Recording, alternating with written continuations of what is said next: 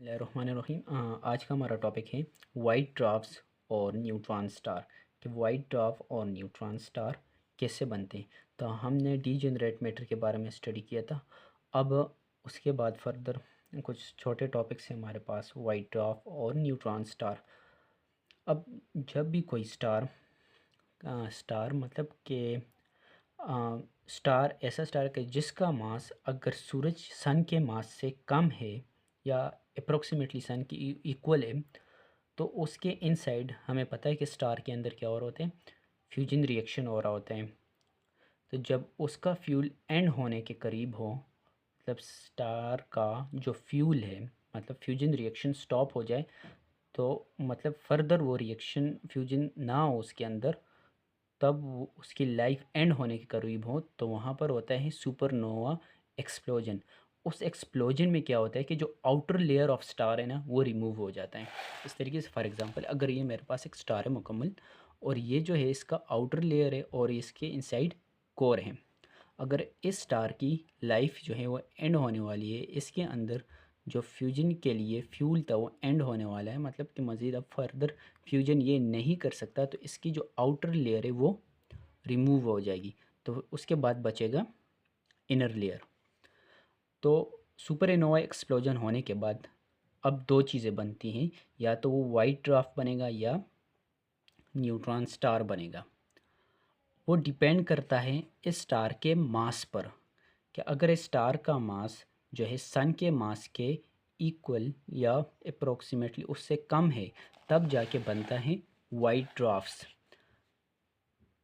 और यही बात आपके बुक में भी लिखा है कि white dwarfs are form due to remnant of low to intermediate mass star, कि कोई ऐसा मास जो कि इंटरमीडिएट हो या उसका मास स्टार जिसका मास जो है लो हो या इंटरमीडिएट हो, मतलब कि सन के मास के अप्रोक्सीमेटली इक्वल या उससे कम हो। और तब when a star has used up all of its nuclear fusion fuel, जब वो अपनी तमाम फ्यूल यूज़ करेगा तो it remove its outer layer, तो वो आउटर लेयर को रिमूव करेगा और contract to form a white dwarf, और तब जाके जो उसका कोर होता है, सेंटर कोर, वो बन जाएगा वाइट ड्वार्फ। मतलब कि मज़ीद उसमें फ्यूजन तो नहीं होगी, लेकिन वाइट ड्वार्फ होगा, मतलब वो वहीं पे एक ओके स्टेबल रहेगा, इक्विलिब्रियम में रहेगा। वो कैसे? In white dwarf the high gravitational force is balanced bye electron degenerate pressure which arise from the poly exclusion principal. कि हमने पॉली एक्सक्लूजन प्रिंसिपल पढ़ा कि उसकी वजह से एक प्रेशर बनता है जिसे हम डीजेनरेट प्रेशर कहते हैं, और ग्रेविटी भी होती है। ज़ाहिर सी बात, अब कोर तो मौजूद है ना, तो कोर जो क्या कर रहे होते हैं कि जो मौजूद कोर है, इस कोर को अपनी तरफ इंट्रैक्ट कर रहा होता है और अपने ही अंदर कोलैप्स कर रहा होता है। तो जो डीजेनरेट प्रेशर होता है वो इसको इनवर्ड, अब क्या होता है कि एक आउटवर्ड प्रेशर मिल रहा होता है, इसे इनवर्ड प्रेशर पुश कर रही होती है ग्रेविटी को कि वो मज़ीद इनसाइड कोलैप्स करे। अब ग्रीन कलर रिप्रेजेंट करे ग्रेविटी, और ये जो रेड है डीजेनरेट प्रेशर। तो यहाँ पे जो रेड कलर्स हैं वो डीजेनरेट आउटवर्ड प्रेशर बनाए रखती हैं, और ग्रेविटी इनवर्ड प्रेशर, तो जिसकी वजह से इसका जो कोर है वो अपनी जगह पर स्टेबल रहता है, इक्विलिब्रियम रहता है, और इसी को हम कहते हैं white dwarfs. The gravity pull material together while electrons are forced into high energy state and it form an equilibrium state। तो एक इक्विलिब्रियम स्टेट वहाँ पे बन जाती। अब इलेक्ट्रॉन्स आर फोर्स, जाहिर सी बात है पॉली एक्सक्लूजन प्रिंसिपल आएगा, इसको हम ऑलरेडी पिछली वीडियो में डिस्कस कर चुके हैं। तो उसकी वजह से एक डीजेनरेट प्रेशर बनेगा। हाँ, डीजेनरेट प्रेशर जो है वो मज़ीद कोलैप्स को, कि इसको मज़ीद इस तरह कॉन्ट्रैक्ट होने से बचाए रखेगा, और एक स्टेट बन जाएगी जिसे हम कहते हैं वाइट ड्वार्फ। अब इसमें मज़ीद फ्यूजन तो नहीं हो रहा था, लेकिन एक स्टेट बन जाती हैं जिसे हम कहते हैं वाइट ड्वार्फ्स। और अब इसके बाद है न्यूट्रॉन स्टार।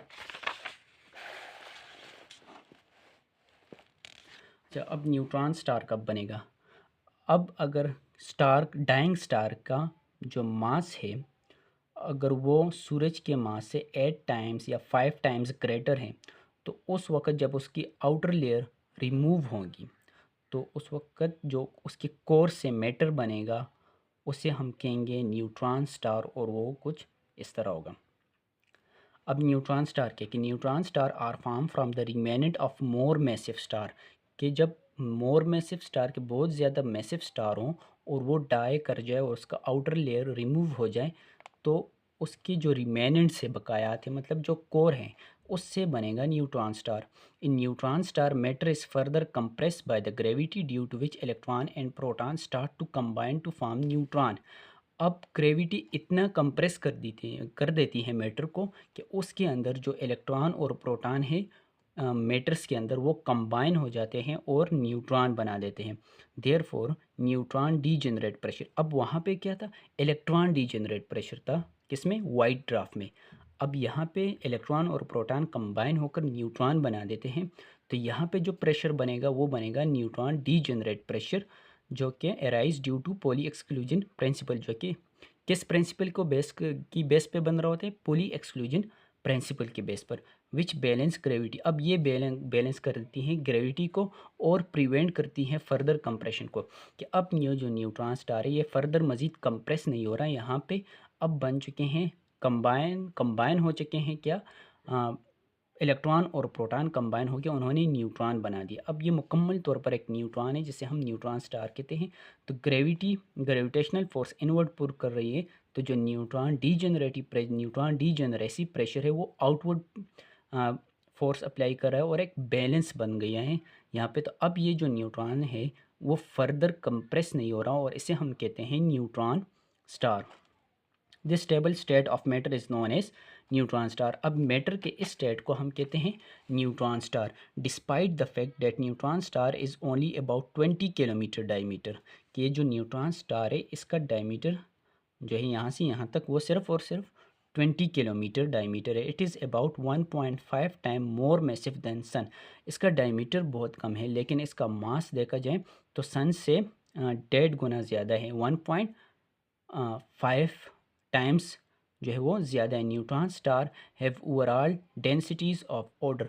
अब जो न्यूट्रॉन स्टार की डेंसिटी है वो है 10 पावर 17 kg, इतना ज़्यादा उसका मास है। Newly form neutron star known as hot neutron star, जो नया न्यूट्रॉन स्टार होता है स्टार्ट में, उसे हम कहते हैं हॉट न्यूट्रॉन स्टार, क्योंकि can have a surface temperature of several million degree Celsius, क्योंकि उस वक्त जो उसका टेम्परेचर होता है वो सेवरल मिलियन डिग्री सेल्सियस का होता है, मिलियंस में उसका टेम्परेचर होता है। और अगर मास की बात की जाए इस न्यूट्रॉन स्टार की, अगर एक स्पून न्यूट्रॉन स्टार हम एक साइड पे रखें तो वो जो एक स्पून न्यूट्रॉन स्टार होगा वो अर्थ पे मौजूद जितने भी माउंटेन्स हैं उनके मास के इक्वल होगा।